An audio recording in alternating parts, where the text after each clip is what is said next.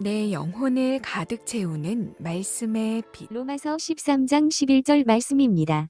또한 너희가 이 시기를 알거니와 자다가 깰 때가 벌써 되었으니 이는 이제 우리의 구원이 처음 믿을 때보다 가까웠습니다.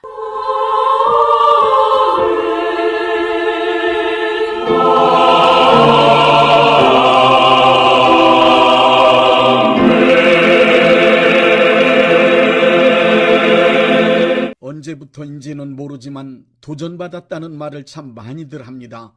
뭔가를 이룩한 사람에게 어떻게 그렇게 할 수 있었느냐고 물어보면 다른 사람이 하는 것에 도전받았기 때문이라고 말합니다. 어떤 이들은 설교를 들은 후에도 은혜 받았다고 하지 않고 도전받았다고 말합니다. 국어사전에 도전이라는 말은 싸움을 걸거나 도둔다는 뜻으로 기록되어 있습니다. 다른 사람의 말이나 행동이 나의 삶에 싸움을 걸었다 혹은 시기와 질투심을 일으켜 나를 행동하게 만들었다는 뜻입니다. 도전받은 마음은 다른 사람의 행동에 자극을 받아 시기와 질투심으로 야망과 욕망에 불타는 열정적인 상태에 놓이게 됩니다. 그래서 교회들도 이웃교회에게 도전을 받아 더 훌륭하고 더 큰 행사를 하는가 하면 더 크고 좋은 건축을 하고 시설물을 설치하는 경우도 있습니다. 도전받은 마음의 상태는 어떠한 변명을 하더라도 올바른 신앙이나 성경적 신앙을 실천할 가능성이 전혀 없습니다. 도전받은 사건에 대한 강력한 반응으로 일을 처리하여 자기 자신의 인생도 망하고 주변 많은 사람들을 불행하게 만들었던 대표적인 사람이 있습니다. 사무엘상 18장에 나오는 사울왕입니다. 다윗이 전쟁에서 승리하고 돌아왔습니다. 전쟁에서 승리한 다윗을 환영하며 여인들이 노래를 부릅니다. 그 가사의 내용은 사울은 천을 이기고 다윗은 만을 이겼다는 것이었습니다. 그 노래소리를 듣고 사울은 크게 도전을 받았습니다. 이렇게 여인들이 부르는 노래 가사에 큰 도전을 받은 사울은 다윗을 자기의 왕권을 찬탈하려는 경쟁 상대자로 여긴 후 고민하다가 미쳤던 것입니다. 분노에 떨면서 틈만 나면 다윗을 죽이려 했습니다. 사울은 한 나라의 왕이었지만 제정신이 아니었습니다. 다윗이 한 승리에 도전받고 고민하다 악령에 사로잡히고 말았습니다. 마태복음 20장 20절부터 21절을 보십시오. 하나님의 나라를 이룩하시려는 예수님 앞에서 일어난 일입니다. 한 어미가 예수님께 요청합니다. 예수님이 왕이 되시거든 나의 두 아들을 주의 나라에서 하나는 주의 우편에 하나는 주의 좌편에 앉게 해달라는 청탁을 합니다. 이것을 보고 있던 12 제자들이 그 두 형제에 대하여 분이 여겼습니다.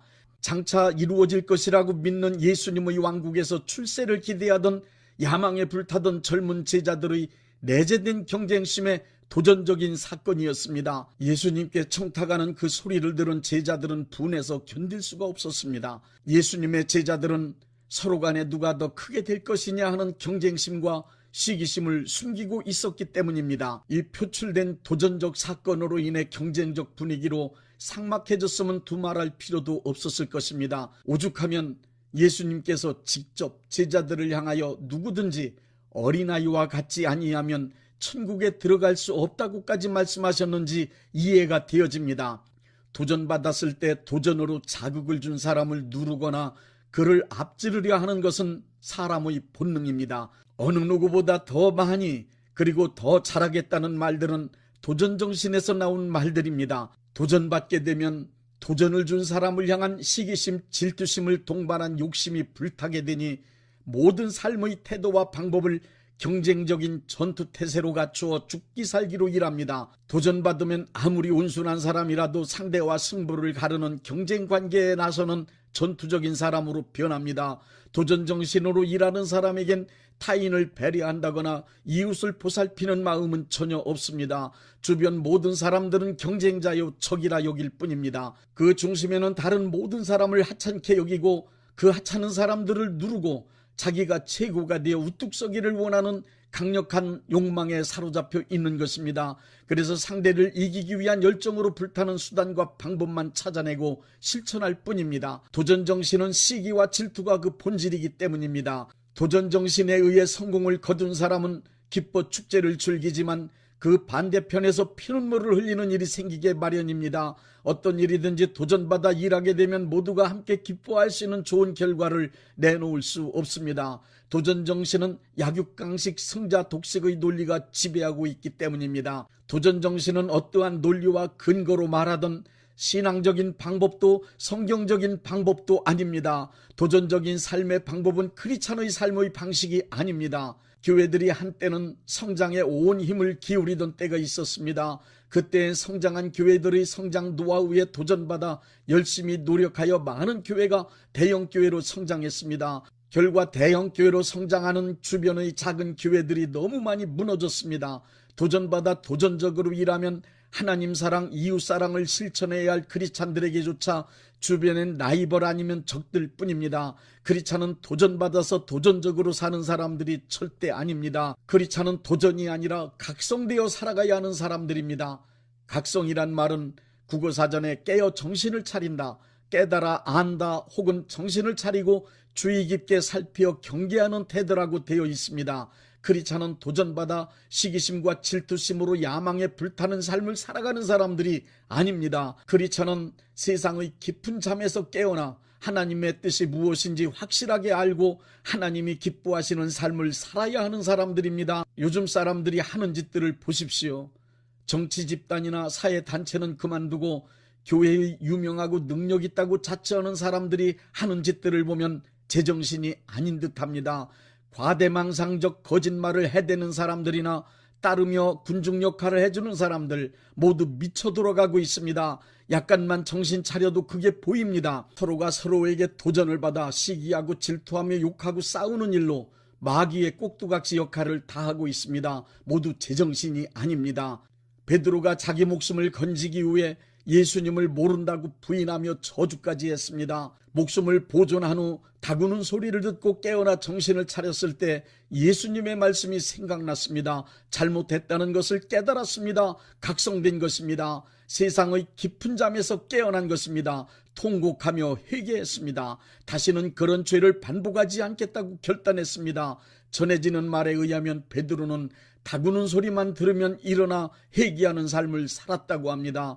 이렇게 매일 다구는 소리를 듣고 각성하는 삶을 산 베드로는 사도의 사명을 잘 감당하다 순교했습니다. 다윗은 간통죄를 범한 후 선지자 나단의 말을 듣고 죄를 깨닫고 자기의 범죄를 인정했습니다. 정신을 차렸습니다. 회개하고 삶을 고쳤습니다. 이것이 각성입니다. 주변 사람들의 성공 혹은 다른 교회들의 성장에 도전받아 그것을 흉내내며 따라서 하기보다 깨어나서 정신 차리고 하나님이 기뻐하시는 것이 무엇인지 하나님의 뜻을 확실하게 깨닫고 따르는 각성이 절대적으로 필요합니다. 지금은 모든 교회와 크리스찬들에겐 많은 것, 큰 것, 능력보다 특별하다는 지도자를 따르는 것보다 하나님이 기뻐하시는 뜻을 깨닫고 그 뜻을 따를 수 있는 각성이 절실히 필요한 때입니다. 깨어나십시오. 크리스찬답게 제발 정신 좀 차리고 사십시오. 정신 차리고 하나님께서 하시는 말씀에 귀를 기울여 보십시오. 베드로전서 5장 8절의 말씀입니다. 근신하라, 깨어라. 너희 대적 마귀가 우는 사자같이 두루다니며 삼킬 자를 찾나니. 로마서 13장 11절부터 14절의 말씀입니다. 또한 너희가 이 시기를 알거니와 자다가 깰 때가 벌써 되었으니 이는 이제 우리의 구원이 처음 믿을 때보다 가까웠음이라. 밤이 깊고 낮이 가까웠으니 그러므로 우리가 어둠의 일을 벗고 빛의 갑옷을 입자. 낮에와 같이 단정히 행하고 방탕하거나 술 취하지 말며 음란하거나 호색하지 말며 다투거나 시기하지 말고 오직 주 예수 그리스도를 옷 입고 정욕을 위하여 육신의 일을 도모하지 말라.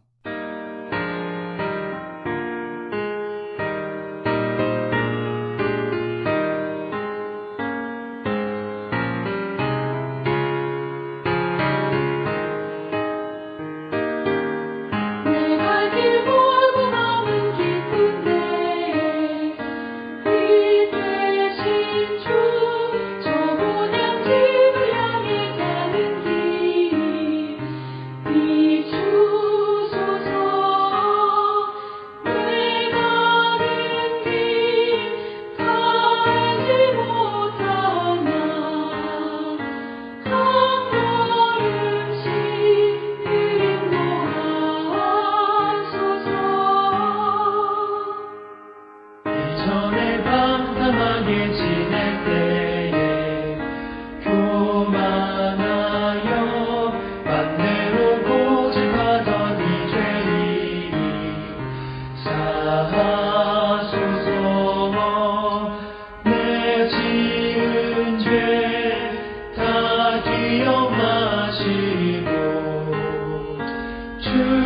그대